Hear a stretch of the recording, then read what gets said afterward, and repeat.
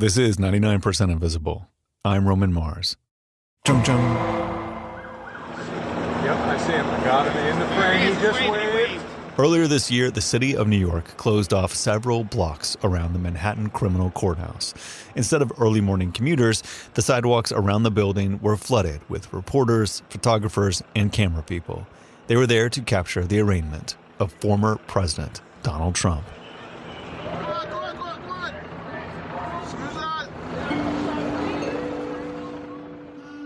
Members of the media were so desperate to get a good shot that they camped out overnight outside the courthouse. And it's because people all over the world demanded an immediate visual record of this historic moment. Viewers were hoping to watch Trump's perp walk into the courtroom, or see his mugshot, or see a video of him being read his felony charges. Instead, the image that was everywhere, from The Guardian to The Washington Post, even the cover of The New Yorker, that image was a hand-drawn courtroom sketch. I cannot stress to you how much I really, really, really did not want to begin this episode talking about Donald Trump. But this was a really great sketch. Producer Vivian Leigh. The sketch was done by a New York-based artist named Jane Rosenberg. She portrayed Trump at a 3/4 profile, his arms crossed in a defiant manner. Somehow Rosenberg managed to perfectly encapsulate his hair with just a few messy strokes of an oil pastel.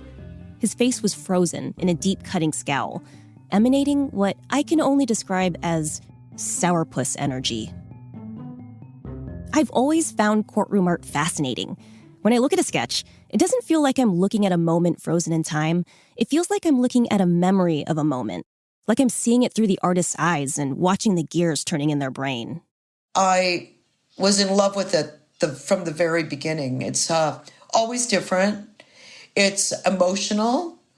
I carry around stories with me, in my head for months and months. This is Mona Schaefer-Edwards, a courtroom artist based in Los Angeles. It's very satisfying to see justice being done and to have the historical presence and to watch history unfold. So I have covered some of the most important trials in American history in the last 35, 40 years. She's drawn a ton of big cases. Michael Jackson, the Night Stalker, Harvey Weinstein. I can imagine LA is, you get a lot of work. Rife with disaster, yes. I get a lot of work. But I think the most fascinating thing to me about courtroom illustration is that it still exists.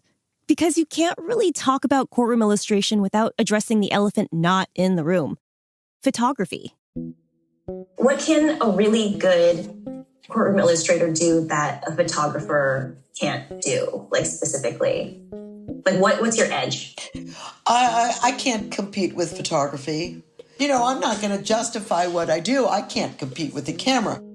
Next to a camera, pastel on paper feels like an archaic way of documenting some of the most important legal events of our time.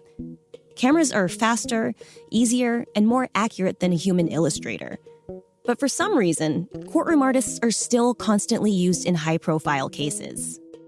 The answer to how courtroom artists have managed to survive the camera for so long is wrapped up in a decades-long tug-of-war between transparency and integrity in the courts.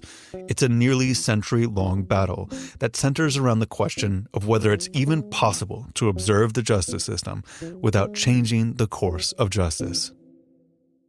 It's a tension that came to a head for the first time in 1932. Chung chung. We've always been big on crime in America, Vivian.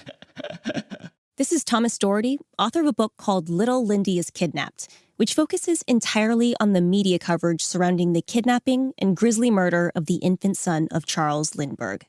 Lindbergh's reputation has since tarnished because of his isolationist views and his political sympathies. Nazi! But at the time, Lindbergh was one of the most well-known and most well-respected men in the country when tragedy struck. On the night of March 1st, 1932, in their estate in Hopewell, New Jersey, someone comes in to the second-floor nursery, climbs up on the ladder, goes into the baby's nursery, and takes him away that night. Not a single bed is overlooked, not a single suspicion unverified in the search for the most famous baby in the world. innocent 20-month-old son of the lone eagle. And the kidnapper leaves a note demanding $50,000 in ransom. Sadly, the Lindbergh son was never recovered alive. The child's body was discovered less than 5 miles from the Lindbergh home, and police later charged a German-born immigrant named Bruno Richard Hauptmann with the murder. And then on January 2nd, 1935, the crime of the century gives way to the trial of the century. Everyone wanted a taste of this story, and the press was more than happy to provide that access. About 700 reporters, photographers, and camera operators descended upon New Jersey where Hauptmann was standing trial. Oh, there's a media scrum. Yeah. Look at this scene. A courtroom so packed that there's not an inch of space available, while excited chatter and buzz fills the air. At this time, motion picture cameras, which had only recently entered the courtroom, were these clunky masses of metal that took up a lot of space and made a whirring noise. And even still photographers weren't subtle. A still photographer had those old-fashioned light bulbs in their camera that to give you the flash, and the reporters would take the bulb out of the light and then toss it on the floor or to make a popping sound. So that could be quite intrusive. The judge was concerned about all the distraction photographers and camera reels would have, so he strictly forbade any photography or motion picture capture during the course of the trial. Camera operators were only to capture the moments before court was in session and after. The newsreels promise him, on their honor, that the newsreel camera they have in the balcony of the courtroom will only be turned on when people aren't on the stand doing actual testimony. Believe it or not, they didn't do that. During the dramatic cross-examination between Bruno Richard Hauptmann, the accused kidnapped murderer, and David T. Wilentz, the prosecutor, when they're having this really vociferous confrontation, during that moment, I think if you or I were a newsreel guy, we might have done the same thing, which is we betray the judge, turn on our cameras, and record the actual confrontation on film. During this rapid cross-examination, Hauptmann admits to having lied to police on the stand. Did you lie to him or did you tell him the truth? I said nothing to him. You lied, didn't you? I did, yes. Yeah. Shortly after Hauptmann's questioning, the newsreel footage of his interrogation spread quickly, playing to packed movie houses around New York City. Eager patrons lined up around the block to watch the bombastic courtroom scene. The public saw it. Everybody in America is riled up. And when the jury finally goes in to deliberate the case, there are packs of people around the courthouse, and the mob starts to get a little unruly and disruptive as the jury deliberation goes on for a few hours longer than most people thought it should have gone on, and they start screaming, "Kill the German, kill Hauptmann." A rock goes through the window of the courthouse, but the jury returns its verdict. Bruno Hauptmann was found guilty and was sentenced to death by electric chair. Although it's unclear how much, or even if the leaked footage had any impact on the verdict, the world was appalled by the carnival-like atmosphere that the press had created during the trial. Many in the judicial system believed that the presence of photographers, newsreels, and other journalists made a complete mockery of the court. I think the prime argument you might make is a baby has been murdered, and we want to see justice done. And of course, we want to give the accused proper due process. And we don't want to allow anything to sort of interject itself into what at its best is really, a solemn process, a democratic process, one in which we, I think, genuinely want to see justice done. There were also arguments that cameras didn't just tarnish the solemnity of the courtroom process, they could possibly interfere with our constitutional right to a fair trial. After all, how could a trial be fair with all of this outside passion and influence brought into the courtroom? So, in direct response to the Hauptmann trial, the American Bar Association adopted something called Canon 35. Canon 35 condemned the use of photography, motion picture, and radio recording within the confines of the courtroom. It wasn't a law per se, but a code of ethics that cautioned against recording technology in the trial process. And many states adopted that policy.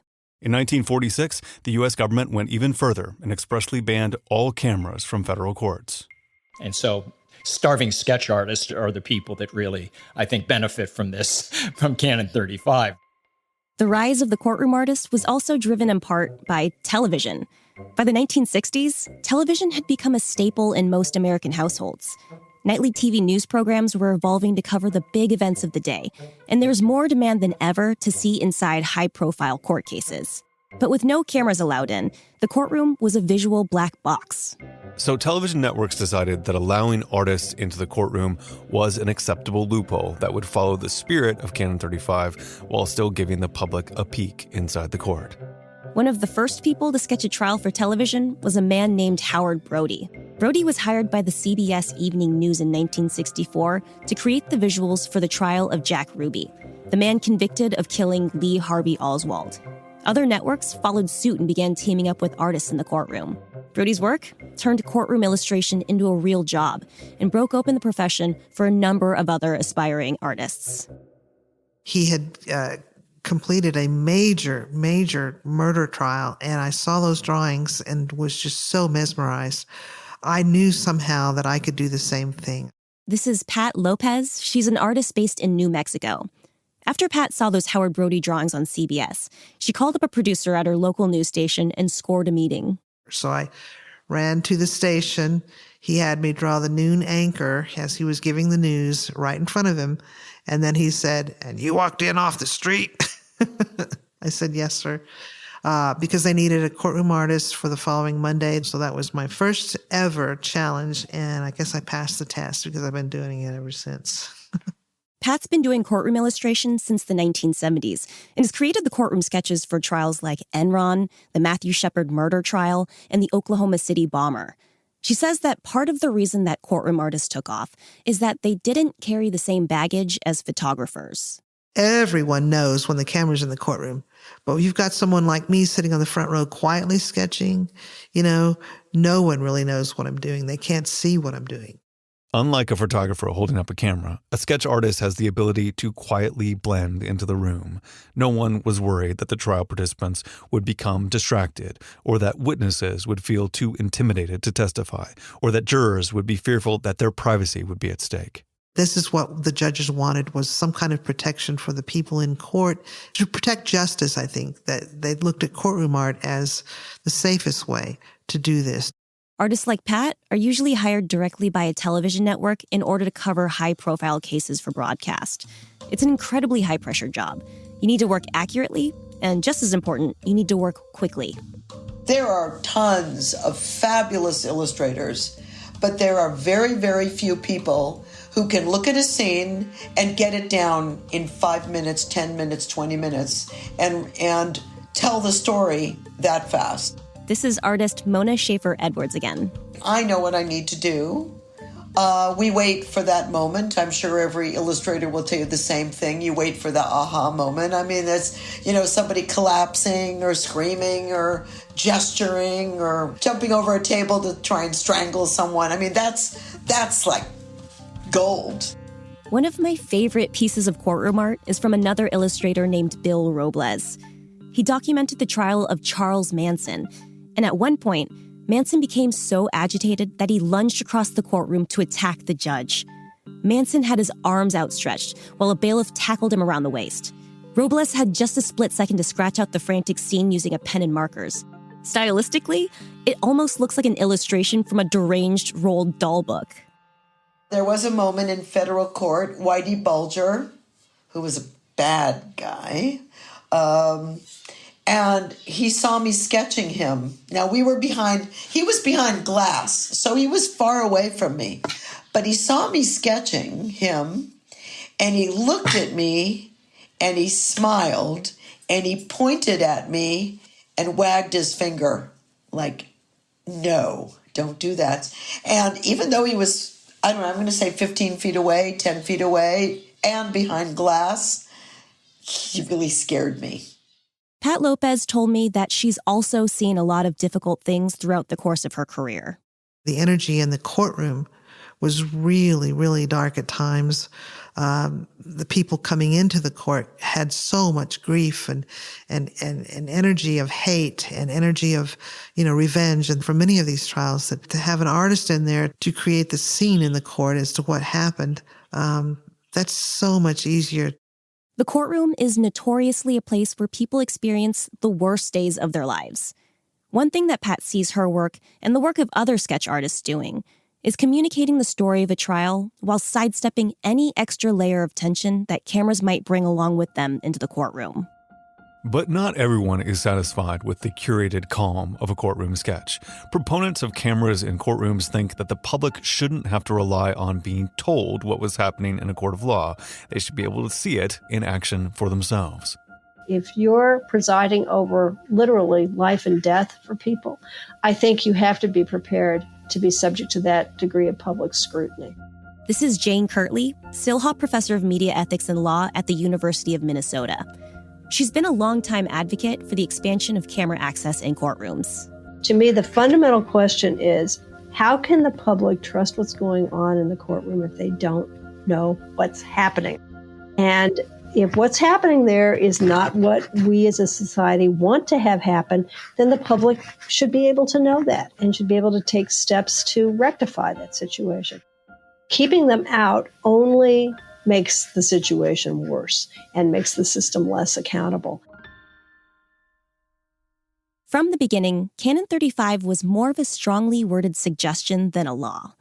By the 1960s, 3 decades after Canon 35, new sensibilities started to erode the wall erected against cameras in the courtroom.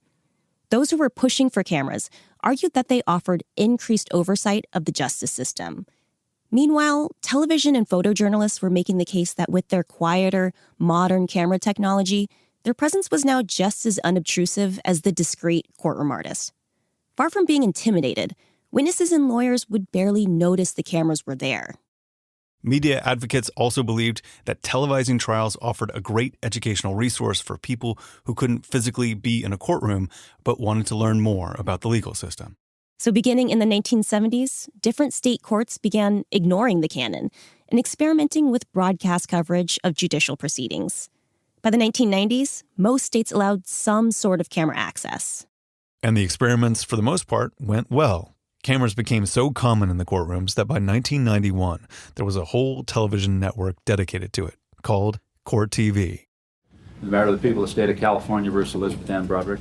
Order of business this morning, ladies and gentlemen, is we'll start with the opening statements by the lawyers. An opening statement is Jane Kirtley says that soon even federal courts, which had a much more stringent ban on cameras since the 1940s, also began testing the waters and televising their trials. Federal experiment was going very well by everybody's estimation. I was on a panel at the American Bar Association annual meeting one year, and we were talking about it. And the only complaint that was coming from the federal judges were that the media weren't coming often enough to record the trials. You know, why aren't they coming to our fascinating copyright cases and things like that? But nobody had any complaints about it. Huge, high-profile cases like the Menendez brothers and Jeffrey Dahmer were all aired gavel to gavel on television. With video cameras becoming more and more the norm in the 1990s, some courtroom artists were worried that their jobs were in danger. What was the point of a network hiring an illustrator when every single trial moment was instantaneously documented live on television? I think all of the courtroom artists thought that was going to be the end of courtroom art. Courtroom artist Mona Schaefer-Edwards again. She actually started making backup plans for her career around this time. It was very funny because I thought, okay, I'll go back to fashion because I still like it and I'm good at it. And I thought, okay, well, this was a nice run. And then the O.J. Simpson case happened. If you've been watching television over the past couple of hours, you've been watching the search for O.J. Simpson. And that search ended tonight under the eye of... Beginning in 1995, the city of Los Angeles began the grueling 8.5-month criminal trial of O.J. Simpson. If you were alive in 1995, your lasting memory of this trial was probably that it devolved into a total joke. They have come from across the globe, bringing their satellite trucks, pulling miles of cable. I found 49 cameramen, 25 anchors, 20 producers I could see, but a lot of them were inside a truck. The presiding judge, Judge Lance Ito, seemed absolutely incapable of managing courtroom antics. Remember these words. If it doesn't fit, you must acquit. And most observers blamed the bloated media presence. It was totally a circus, a complete circus. Although cameras were, famously, allowed inside the courtroom for this trial, Mona Schaefer Edwards was also hired to sketch both the preliminary hearing and the criminal trial alongside other media. She says that the clownery was palpable. In the preliminary trial, they did have some witnesses who, funnily enough, by the time it was the criminal trial, had total makeovers. And I do remember Johnny Cochran, who was a lovely man. He came into court every day, and he would adjust the lectern right where the camera angle. And then the witnesses, they were dressed up, they had hair done. It absolutely colors a witness's testimony to have a camera on them. For media transparency advocates who had argued for decades that camera technology wasn't disruptive, that witnesses wouldn't be intimidated by the camera lens, that lawyers weren't going to put on a dog and pony show, that the integrity of the justice system wouldn't be compromised, the O.J. Simpson trial seemed to prove the exact opposite. Comedians made a mockery out of this double murder trial for 8 straight months. Jay Leno even featured a chorus line of Judge Ito impersonators performing choreographed jazz numbers every night. State and federal judges all over the country saw this unfurling live on television and took it as an example of what could happen to them if they brought cameras into their courtrooms. And judges, federal judges who I know, respect, and like, who had been all on board for cameras, suddenly said, we can't have this. This is a disaster in the making. So once again, the snake rounded back on its own tail as judges across the nation unceremoniously banished recording technology from their courtrooms. And cameras are still prohibited at the federal district court level, except for ceremonial proceedings like swearing in for citizenship, that sort of thing. And you can draw a straight line from the O.J. Simpson trial to that policy. Accordingly, this circularity granted a stay of execution for sketch artists. Of course, crime never stops, right? And we started having these amazing, just really horrific crimes. Courtroom artist Pat Lopez again. She says that the post-OJ years were actually a gold rush era for courtroom artists like her. In fact, I had 3 trials going in one day. I started out in Dallas, and they flew me to Houston for Selena. There was a hearing there, and then I went back to Waco in one day. I could not turn around. I had so much work from 1994 until 1999, probably, because of that.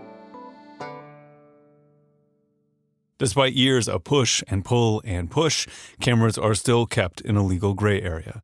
They're still banned in all federal courts, and in most state and criminal courts, it varies from case to case. And although today we've developed much more discreet ways to record a trial, like audio and video streaming, many judges are still hesitant to bring any sort of recording technology into the courtroom. To be honest, I came into this story slightly skeptical of cameras in courtrooms.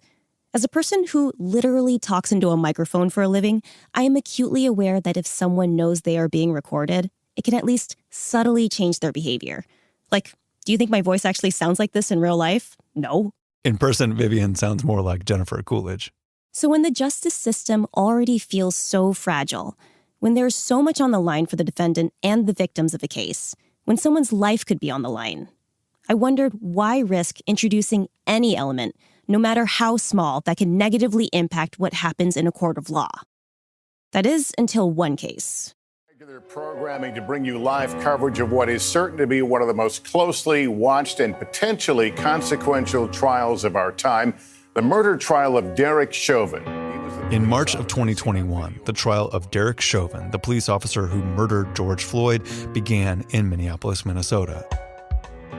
At the time of the trial, Minnesota actually had very stringent rules regarding electronic media in criminal courtrooms.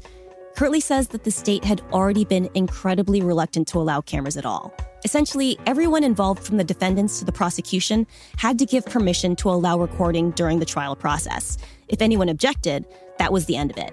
And practically, that meant that there were never cameras in trial. The prosecutor in the case did oppose televising the trial. But because the COVID lockdown drastically limited the number of press in the courtroom, and because the case was of such high public interest, the presiding judge, Peter Cahill, went against Minnesota precedent. Judge Cahill decided that the entirety of the trial needed to stream live for the world to see. Had we not had the pandemic restrictions that were in place at the time of the Chauvin trial, I think it is unlikely, although not impossible, that Judge Cahill would have consented to having cameras in the courtroom. Judge Cahill set a lot of ground rules for the broadcast in order to mitigate problems before they happened. Jurors were not allowed to be recorded.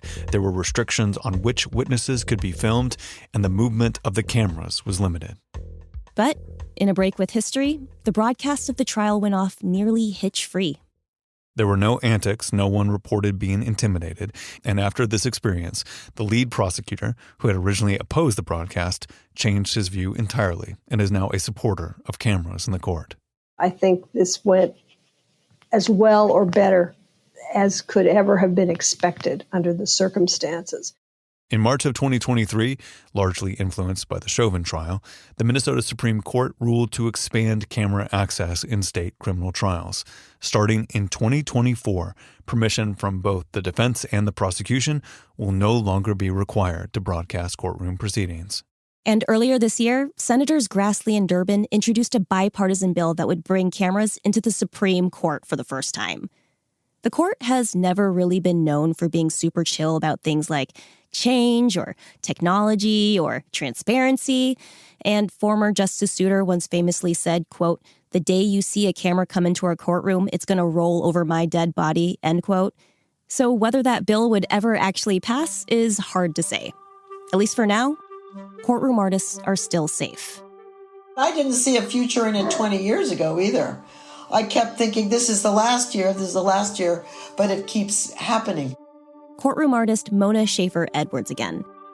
I don't know how it's going to go, but it's been great and I love it. And as long as I can do it, then I would like to just keep on doing it. There are some trials that people generally agree are better served by courtroom artists than by cameras. Sensitive cases that involve domestic abuse, sexual assault, or that include minors. And there's no guarantee other televised high-profile cases would go as smoothly as the one in Minnesota. Jane curtly acknowledges that part of the reason why the live stream of the Chauvin trial was so well received was because it ended with a conviction. Had it gone the other way, who knows what the public response would have been. But camera advocates think that if actually seeing our justice system in action makes you angry, maybe it's because you should be angry. You can't fix a system if you can't see it's broken.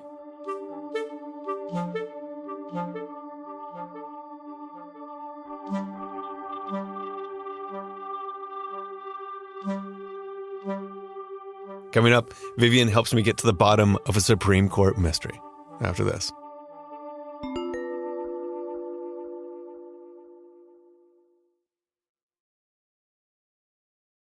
We are back with producer Vivian Leigh. Vivian, you may now address the court. Thank you. Thank you, Your Honor. Pleased to be here.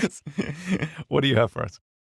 So I wanted to talk a little bit more with you about the Supreme Court and its relationship to television coverage in particular, which has been banned for decades. Yeah, we touched a little bit on this in the main story. Yes, yeah. So the Supreme Court actually, it does record audio of the arguments themselves, which has been publicly accessible for a while. If people don't know, you should check it out. So cool. Yeah, but the court has always been really skittish about live coverage or television coverage in particular. Yeah, I mean, people have been pushing for decades to have a version of C-SPAN for the Supreme Court because it's just so different to experience these arguments in real time versus days later in an audio recording. It's just so different. Right. So a few years ago, the Supreme Court did allow for the first time live audio streaming of oral arguments. And it was for, exactly the same reason why we are currently recording this coda in separate rooms in different cities, which is COVID. Yeah. Yes, because of COVID, the justices could not meet in person. So they began allowing public access to these teleconference calls that were happening in real time, which leads me to the actual reason why I brought here. I know where this is going. Okay, I know where this is going. I know you know where this is going. Okay. But for people who haven't caught on yet, on Wednesday, May 6th, 2020, something happened and it was historic. And I'm going to play the clip right now. FCC has said is that when the subject matter of the call ranges to the topics, then the call is transformed. And it's a call that would have been allowed. Yes, the Supreme Court toilet flush. The toilet flush. So for listeners who have been living under a rock, smack dab in the middle of oral arguments, someone on the Supreme Court, maybe not on the Supreme Court, but on the Supreme Court phone call, forgot to hit mute, and a very audible toilet flush rang out for the entire world to hear. This is like my worst nightmare. It is I can't imagine it. Complete nightmare, and a nightmare for the Supreme Court justices on the call, because, of course, the next logical question after, like, was that a toilet flush? Is who flushed the toilet? Yeah. So I never actually found out who that was. Did anyone ever find out who the phantom toilet flusher was? Okay. So there is an incredible Slate article by Ashley Feinberg, who is like the best detective in the world. She's the one who found out that Mitt Romney was tweeting under the pseudonym Pierre Delecto. So she's very skilled. She did probably the most in-depth investigative reporting on the subject, and I really wanted to share some of her findings. Okay. Well, I'm a little nervous of where this is going to go, but let's go for it. Okay.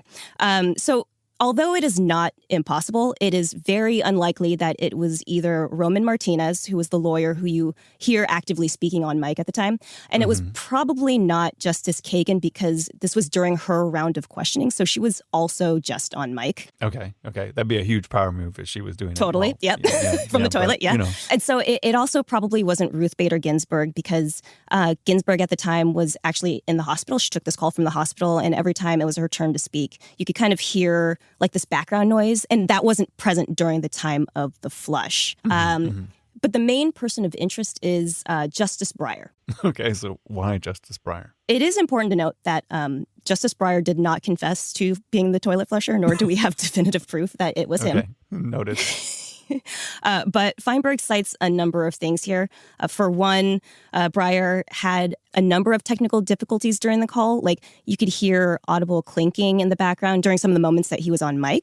So it kind of indicated that, he wasn't too worried about multitasking during oral arguments. Yeah. Or wasn't familiar with the muting and unmuting that we've gotten so adept at in our years of Zooming. Yeah. Yes, exactly. And that brings me to the most damning piece of evidence that comes out of this investigation, which is the way in which some of the justices signed off at the ends of their rounds of questioning. What do you mean by that? When some of the justices were finished talking, there was a very subtle audible dropout where you could tell that they had hit mute. So I'm going to play for you a clip from Clarence Thomas as he's finishing his questioning. And you're going to have to listen like super closely to the ambient noise in between Thomas's voice and the voice that comes after it. And even someone knocking on their front door. Well, I think... So you could hear a little bit of a dropout there. And then I'm also going to play Sotomayor, too, so you could get a sense of like what Sotomayor did, too. The remedy, shouldn't we let the circuit below decide that question? Well, Your Honor, 2 points on that. So right there, you hear that right there? Yeah. And it's hard to tell in audio, but Feinberg actually analyzed a visual waveform of these three justices back to back, which is right there in the I just zoomed you picture, Roman, if you could tell me what you see. Yeah, so it has the Thomas waveform, which has, normal audio waves that you see. And then when it goes to mute, when they're done talking, it goes to nothing. Like there's no sound. And then Sotomayor is the same thing. She talks, she signs off, it goes to mute. But Breyer has like the little peaks of talking. And then when he's done talking, you still have those little ambient, like little peaks that are low, as if he didn't know, or in this case, he did not mute. Yes, exactly. So he is the lead suspect. Again, no definitive proof, but I think that's the closest that we could get to an answer for now, until he confesses on his deathbed. I see. But this toilet thing is so funny because the Supreme Court goes to such great lengths to like project this air of grandeur and dignity. Like they wear these black robes and they sit on this elevated bench of mahogany. And, the guy comes down and he does the oh yeah chant thing. And they have these cute little quill pens next to them and everything. Right. But when you listen to their arguments and even the written arguments, they're just human beings and they sometimes make really bad arguments and make dumb decisions. And they also use toilets and they have IT Zoom issues. Yes. Yeah. We have a lot of good reasons to question the dignity of the Supreme Court, but everybody poops. Well, I'm so glad you could bring this important issue to our audience. So Roman, for your sake, I left out a lot of hilarious details from Ashley Feinberg's toilet flush investigation. Okay. So if listeners want to check that out for themselves, we'll have a link to that on our website. This is great. Well, thank you so much. I appreciate it. Thank you. 99% Invisible was produced this week by Vivian Leigh and edited by Kelly Prime. Original music by Swan Real. Sound mixed by Martin Gonzalez. Delaney Hall is our senior editor. Kurt Kolstedt is our digital director. The rest of the team includes Chris Berube, Jason De Leon, Emmett Fitzgerald, Christopher Johnson, Lashma Dawn, Jacob Maldonado Medina, Joe Rosenberg, and me, Roman Mars. The 99% Invisible logo was created by Stephen Lawrence. Special thanks this week to Hedy Nasheri, whose book Crime and Justice in the Age of Court TV was really helpful to this story, and to Rachel Ward for additional editorial support. Also thanks to Jared Hernandez, who created 2 amazing original courtroom sketches for this episode, although I have some objection to how he depicted my nose. It is maybe that big, but it is not that round. But anyway, thank you, Jared. I guess. You can check those out at our website. We are part of the Stitcher and SiriusXM podcast family, now headquartered 6 blocks north in the Pandora building in beautiful Uptown, Oakland, California. You can find the show and join discussions about the show on Facebook. You can tweet at me at Roman Mars and the show at 99pi.org. We're on Instagram, Reddit, and TikTok too. You can find links to other Stitcher shows I love, as well as every past episode of 99pi at 99pi.org.